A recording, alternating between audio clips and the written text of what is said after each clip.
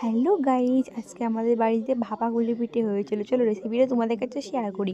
প্রথমে একটা কড়াইতে জল দিয়ে তারপরে ওর মধ্যে চালের গুঁড়ো দিয়ে ভালো করে মেখে একটুখানি যখন দলা পাকা মতন হয়ে যাবে তখন নামিয়ে নিতে হবে। তারপরে ওইটা ভালো করে নামিয়ে একটা গামলায় ভালো করে ছিনতে হবে, মাঝে মাঝে জল দিতে হবে আর ছিনতে হবে।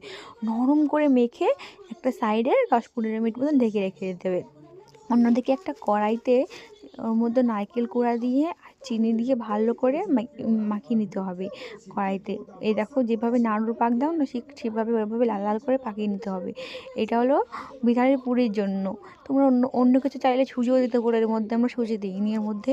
তারপরে এটা ভালো করে নামিয়ে নিতে হবে, নামিয়ে নেওয়ার পরে মেখে রেখে দিতে হবে। তারপরে দেখো, ওই চালের গুঁড়োর ময়ামটা ভালো করে গোল গোল করে পাকিয়ে নিতে হবে। পাকিয়ে নিয়ে ওর মধ্যে পুর দিয়ে এভাবে কুলে পিঠে শেপ দিয়ে দিতে হবে।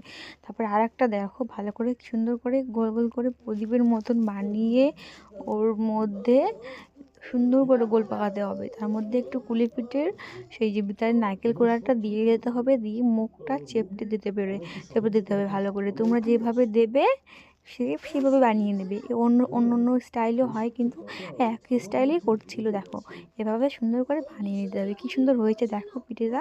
এরকমভাবে সব করা পিঠে বানিয়ে নিতে হবে, সুন্দর করে বানিয়ে নিতে হবে। কত সুন্দর লাগছে দেখো। মুখটা দেখতে হবে, মুখটা যদি না খোলে ভালো করে চেপে চেপে আটকে নিতে হবে। দেখো, এইভাবে বানিয়ে নিতে হবে সব পিঠেগুলো।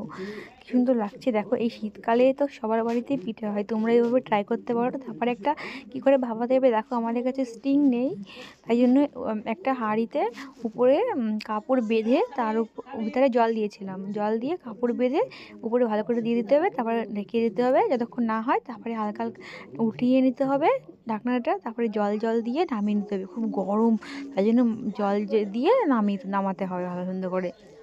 হাত পুরো লাল হয়ে যাচ্ছিলো দেখো, তাও আমি নামিয়ে নিচ্ছিলাম, আস্তে আস্তে করে জল দিচ্ছিলাম আর যাচ্ছিলাম, না হলে হাতে খুব গরম লাগে। হাত পুরো লাল হয়ে গেছে আমার।